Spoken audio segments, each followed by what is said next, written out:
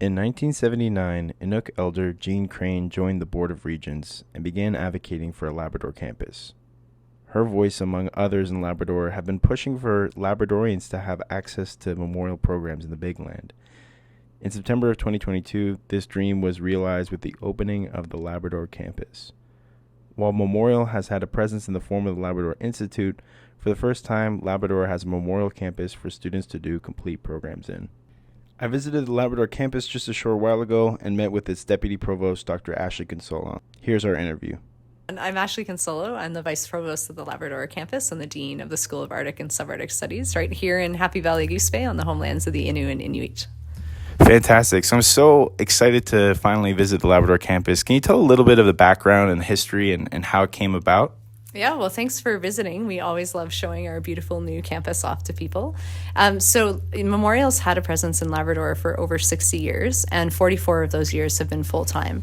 But it was previously the Labrador Institute, which was a great location and did really wonderful things, but it still didn't have the ability to offer academic programs or for students to be able to do their university education right here in Labrador. So in 2017, we started a 4-year-long process to transition the Labrador Institute into what is now the Labrador campus, and worked with Indigenous governments here in Labrador, lots of elders, lots of communities, future students, current students, and a lot of decision makers throughout Memorial University. And in January 2022, we had the historic announcement that we became the sixth campus of Memorial University, and the Labrador campus came into fruition and into being, and the dreams of many, many people over many years have been realized. And then in September, just last September, we opened the doors to our new campus building where you're currently sitting and where you've just finished a tour. So we are so excited to have this space, and we're so excited to be welcoming students and to be increasing our programs and growing our staff and faculty and our research. It's a really exciting time here in Labrador. Amazing. And so we just had a tour of the building. Can you tell us a little bit about you've done some really unique and fresh things and ideas come into the building. Can you tell us a little bit about the building itself, the history of the building, the renovations you've done on it, and the cool little features that you've put in? Yeah, so this building used to be the former provincial courthouse. And when we took over the lease, we had a lot of discussions about how do we bring education into a place where so many people have been harmed or criminalized, and how do we create a new space where people feel welcome and they actually feel they can flourish and thrive. And we know how important education is to support all social determinants of health and to grow healthy societies. So we did a lot of things. We had an elder come in and bless throughout the renovation process. We had people come in and do various blessings and cleansing rituals to kind of create a new space. And then the design itself was very much deliberate to reflect a space of calm and soothing and healing.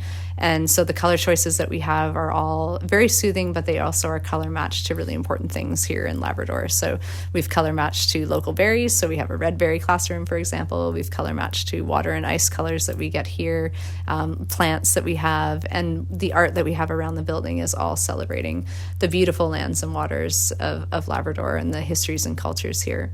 And then the furniture is also very deliberate too. We've created a lot of accessible spaces, a lot of comfortable spaces, and then things like our chairs are a no noise roll to keep down anxiety levels and sound levels on the campus.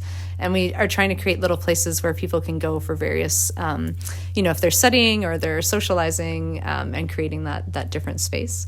And we have really amazing sound booths upstairs that are noise dampening sound booths that you can go in either for private meetings or just to focus or to, have points of calm in your day. So the whole campus was designed to kind of bring inside out and have people walk in and feel that their cultures and their lands and their waters are reflected right here in the infrastructure and in the building. Very cool. One other thing that I noticed and you point out to me is the signage. Can you tell us a little about the signage on this campus? Yeah, we're so proud of our new signage. So they just were installed for National Indigenous Peoples Day. So we're the first campus of Memorial University that has fully translated signs. So we have English, Inuktitut, Innu, MUN, and Braille. And that's a huge thing for us here. We really wanted to make sure that language was here everywhere and that people saw themselves and their languages reflected in the campus.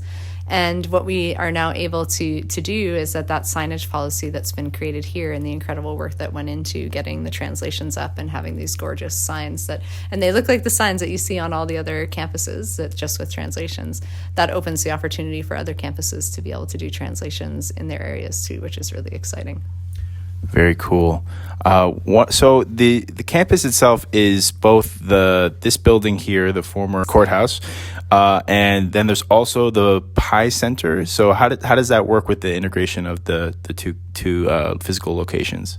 Yeah, so the Labrador campus is the sort of governing whole to the School of Arctic and Subarctic Studies, which has its main home here in this building, and then the beautiful Pi Center for Northern Boreal Food Systems, which I believe you're going to pop over to this afternoon, which is really wonderful. But it's an 80-acre research, education, community, and wellness farm. We took that over in 2019, and we have a whole suite of programs that are running there. Some really amazing community pieces. There's a science camp upcoming on there, lots of wellness programs. We do public U-Picks. We do research that matters to local farmers. And then we have a variety of public talks, and we have farmer circles, and there's just an endless amount of really incredible things that are happening at the farm. So the way that we integrate the two is that continued connection to what matters to the North. So the Pi Center is a major focus on food sovereignty, food systems, and food security. And so our curriculum that we're developing actually integrates into the farm. So our grad program, for example, some of the first course ran off of the farm. Our undergrad program has pieces with the farm integrated in. A lot of pieces around food and food justice come through all of our curriculum. So it's kind of bringing those two pieces together through curriculum, through research, but also through community and our commitment to community here. That farm is a real part of that because we can bring community in and show people that the university can actually be a part of a thriving community ecosystem, and that we can do things there that are not just research and education, but also welcoming people in. We have an incredible farm fair every year. Last year we had 650 people join us for a day of celebration on the farm, and got another one coming up in a couple months. So yeah, it's very exciting. And that being a part of seeing the university as a community citizen here is really important, and that we are just another part of all the amazing organizations that are here, and that our unique role can do these pieces around education and research, but bringing community into our infrastructure is essential to us. Yeah, absolutely. And on the tour, we saw the library, and we also saw the elders and aunties and uncles room. Can you tell us a little about how the space can be used by the community as a whole? Yeah, so the Library, Archives, and Learning Commons is a community space. And one of the unique things that we're doing, we're in the process of hiring for our first academic librarian, which is a very exciting milestone for us. But that position is actually focused on not only supporting students and faculty at the campus and throughout Memorial University, but also community. So we're focusing on a lot of community library-focused events, bringing people in, working with archives. So when that position starts, part of their mandate is actually to support community through library and related services, which is very exciting for us. And then the Elders, Aunties, and Uncles gathering space we have upstairs is a new program we're starting to get up and running, where we bring people from all the different Indigenous groups here together as staff members who will be here, Monday to Friday during our days. Students can talk to them, faculty can talk to them, they can be part of teaching, part of curriculum development, leading workshops on, sealskin sewing or beading or cooking, and just be part of the campus to increase that community feel and to have the Indigenous perspectives, knowledge, and leadership on everything that we do. And that's a core part of our governance structure too. So integrating that more into the campus is really exciting. And so the graduate study program, the cohort recently, they were doing a program, a lot of it included Indigenous knowledge and learning from elders. Can you tell us a bit about that program? Yeah, so we just launched our first graduate program back in May. So this is a really exciting new opportunity for the Labrador campus and for learners in Labrador and the North. So it's a master's coursework option, a master's thesis, a PhD, or a graduate diploma. So you can do many different pathways. You can do it part-time or full-time. It's flexible, it's stackable, people can move through the different streams. And it was really set up to integrate multiple knowledge systems together, but also to recognize that people in the North who want to pursue graduate learning are often already in really key leadership positions, so not wanting to pull people out of their jobs or their communities. So half the program is land-based intensives and half is live virtual classes. And that's a really exciting setup. So people don't have to move, they don't have to relocate, they don't have to change jobs, but they can still come here and get that land-based experience with elders and knowledge keepers and our faculty and staff. So we have 14 people in the first cohort, which is very exciting, all Indigenous, all women, and 12 from Labrador and 2 from Nunavut. So it's a very exciting opportunity and a really neat way for people to start to be able to achieve what they want to do in the world that they haven't had access to before through graduate studies. Very cool. And so if I'm an undergraduate hopeful, if I'm just graduating high school and I want to come to the Labrador campus to study, what kind of programs are available? Yeah, so right now we have the Bachelor of Science in Nursing, which just launched last year. So the first year has finished and they're doing new intakes each year. And we're working on developing a full undergraduate program here. We're in the proposal writing stage, actually, which is really exciting. So all the brainstorming and the thinking and the community collaborations that has led to it is now going down on paper. And that'll be a 4-year degree, like a full undergraduate program, but it's set up differently. So it's going to be in integrative modules, so 6-week modules where people take things around thematic topics that matter to the North. So it might be lands and waters, it might be climate change, it might be food security. And then in those 6-week blocks, they learn it from all different perspectives. So Indigenous science, Western science, arts, community development, all the different ways that you can look at a topic. And then there'll be a break in the semester of a week and then another 6-week module. So it's going to be quite a unique program in Canada and a unique program for Memorial, but we're really excited. So that'll be going through all the proposal and then all the approval processes moving forward. So we're not quite sure when it'll launch, but that's coming. We also have a partnership with engineering to offer Engineering 1 here. If there are students interested, we would highly recommend that. It's very exciting to be able to do your first year engineering here, and you get a special certificate in Northern Technology Stewardship, which is great. And then we're always looking for other partnered opportunities. So Nunavut Arctic College, we're working to they have a 2-year social services diploma. We're looking to bring that here, and then people could finish their social work program at Memorial. And then we're looking at bringing different things like we'd love a partnership with education and with business and with social work to have people here because people ask for those options all the time. So as we grow, the program opportunities are going to continue to grow and develop. And there's also a diploma in Northern Peoples Lands and Resources that's a partnership with Humanities and Social Sciences on the St. John's campus. So people can be in an HSS program and also take that diploma and working with some of our staff and faculty as well. Fantastic. And so growth, I feel like, is a huge theme of being here and just seeing the potential of this campus and seeing where, as the numbers pick up and more students come on campus and the programs and availability will grow. What do you hope will come in the future down the line and how do you hope that this campus can grow? Yeah, so we know Labrador is a young and growing population, and the demand for post-secondary education is definitely increasing and will continue to increase for the foreseeable future. And we also know that Labrador has so many adult learners who have always wanted to go into university education at all different levels and have never had access to that here. So the demand for education is actually a major growth piece here for us. So we know that as we grow, we're going to, like, our student numbers are going to grow, our programs are going to grow. And that also means that we have plans down the road for a larger complex campus here that also has residences, because housing is really, really important for students and very limited here. So down the road, as we continue to grow in this space and then continue to outgrow it, we're hoping to develop a new campus of Memorial with an Indigenous design competition and lots of community input, and that would have residents and all the resources that students need to survive and thrive and be healthy in their post-secondary. So it's exciting. I mean, we have a wonderful space, but we know with the speed at which we're growing and the demand that we have daily, we're going to be outgrowing here in the next few years, which is a really exciting situation to face, actually. And it shows that the demand for our programs and how we're doing it is here. But also we get a lot of inquiries from other places in the North and lots of Southern students from across the country who are like, I've always wanted to live and work in the North, and these programs are unique and new. So I think our demand will continue to grow as word gets out and as we start to grow more and more programs. Fantastic. A big piece for me in terms of education is accessibility. What are the opportunities for students growing up in Labrador to come to Memorial University as on the Labrador campus as we faced doubling in tuition? Do you see this as something that is a hindrance or to your campus, or is there opportunities there for students?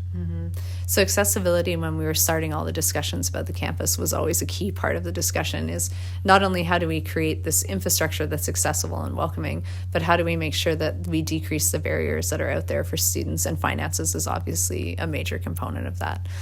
So there are a lot of scholarships that are available through Memorial that we've been curating to have lists that work for students that are in northern or Indigenous locations. There's a lot of external scholarships and opportunities that we've been compiling for students to, and working one-on-one to talk to students about what options are available, but also working with donors to see, and there are a lot of interest in that, is how do we make university accessible for Northerners? And whether they're studying at the Labrador campus or whether they're going to any campus of Memorial University, financial accessibility is essential. But for Labrador students, the travel is extremely expensive if you're leaving here, and getting back and forth to see your family is often financially very difficult. So finding donors and funding sources that understand it's not just tuition and it's not just the living expenses, but it's also how do you get back and forth, how do you stay connected to your family. So we're working hard on those things too, and I think the university as a whole also recognizes the importance. Certainly with the undergrad people and the graduate studies all know that we need more funding to support accessibility for Labrador students, not only at the campus, but throughout Memorial University as a whole. Absolutely. And so the idea of having a campus in Labrador is a super cool idea. How have you worked with the local governments of Nunatsiavut government and Innu and Nunatukevat in this partnership? Yeah, so those partnerships are essential to us. So we work with the Indigenous governments here very closely. And one of the things we're most proud of is we have a governing structure through our academic council with the School of Arctic and Subarctic Studies that for the first time at Memorial, and actually one of the only examples across the country, we have voting representation from the 3 Indigenous groups on our academic council. And that's really rare because usually academic decisions are only made by academics. And what we said was that can't work in this context because we need Indigenous leadership on all aspects of our program development, our curriculum, the research that we do, how we govern what we do, and how we integrate into the community here, and how we truly create a campus that's by the North and for the North. So now we have representatives, and if you look at our constitution, which is online, quorum can't be reached without all 3 individuals being present and voting. And people also can't be, if there are any sort of decisions that come up that can't be reached through consensus decision making and votes happen, the Indigenous votes weigh the same amount as academic votes. So there's no sort of priority over academic versus the external representation. So that's really unique, and it's been working very, very well, and it's something we're really proud of because it actually keeps us accountable and drives our programming towards Indigenous-led and Northern focus at all times. So that's really key, but also the 3 governments were part of the task force that set up the campus in the first place and had reps. And we have an elder who's also an honorary doctorate from Memorial University, Elder and Dr. Jean Crane. And she's been leading this process with us. And in 1979, she joined the Board of Regents of Memorial University and started advocating for a campus in Labrador. And so 44 years later, her dream came true. So having her with that advocacy the whole way through, kind of coming through and seeing that happen is really special. So she's a part of all of our major events and decisions and things as well, to sort of remind us of what that history is and how long people have wanted this. And now that it's here, how much responsibility and accountability and commitment we have to seeing the dreams, to creating the conditions where people can achieve the dreams they've wanted for so long. Wow. So where we're at now with the Labrador campus, how many students are enrolled in the undergraduate program and graduate programs? And how, from your estimates, how much can we grow in the next 5 years?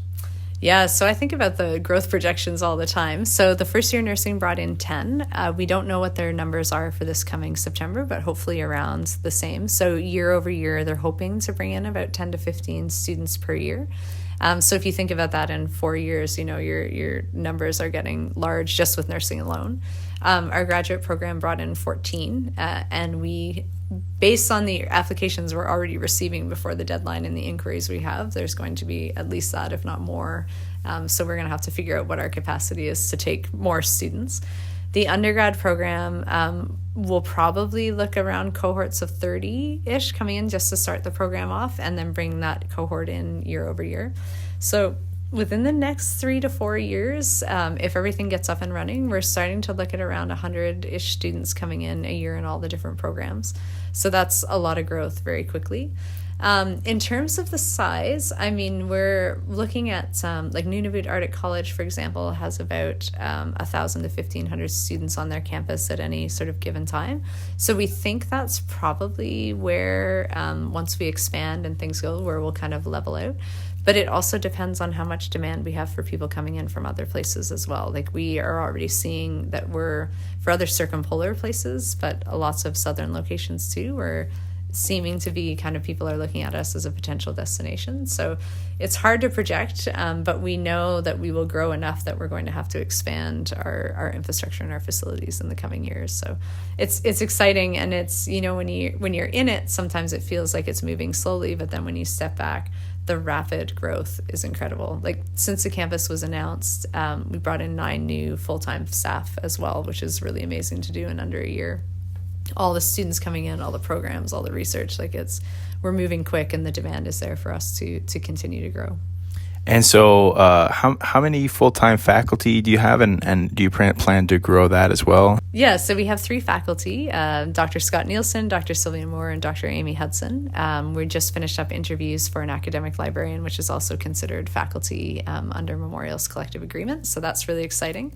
And then we just got permission to hire for another faculty member to help grow our team in the short term. And then as we start to bring on programs, there'll be new faculty positions associated with those programs too. And then growing our overall support staff to actually support the campus as a whole. So that's been, you know, we're expanding our staff in all areas, which is a really amazing economic driver for the region as well. And that's something that we talk about a lot, especially with the town and the province, is, you know, we know universities, campuses grow regions and are major economic drivers, especially in small places. When you look at other rural and remote areas in Canada, campuses are amazing incubators of thought, of ideas, of entrepreneurship, and they're a huge economic contributor. So we see that as well. And one of the things I think that excites all of us is the more students we bring in, the more amazing things happen that you could never have expected. Because when you put students together, they do incredible things, and they come up with the most incredible things that, you know, you can't foresee. And that idea of what will happen in 5 years or 10 years or 20 years is like, this place is going to be radically transformed because of the power of students, which is amazing. In your career as a climate researcher, as well as being an economic driver, campuses can be a big voice for the future. How do you feel the role of the Labrador campus will be in that? You're absolutely right. Universities all over the world, all across Canada, have a major role to play in driving discussions around how do we have a more sustainable, healthy, thriving future for all, and how do we do this within a social justice lens? How do we do it within Indigenous leadership?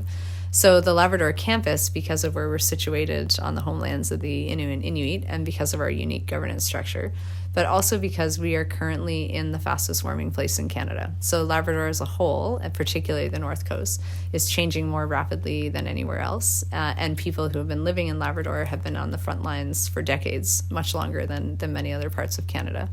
And so there's a social responsibility there when you start to think about what programs, how do we make sure that the footprint that we have is minimal, but how do we create the intellectual conditions so that people can work in these areas.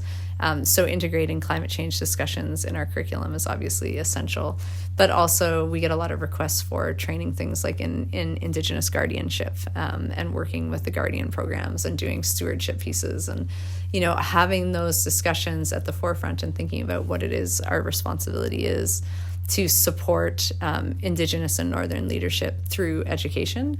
And I always talk about spheres of influence. So climate change is so huge. We all have a role to play, but often people will say, well, like, what do I do? You know, I can't do these things. It's like, but everyone in their areas can actually make a difference.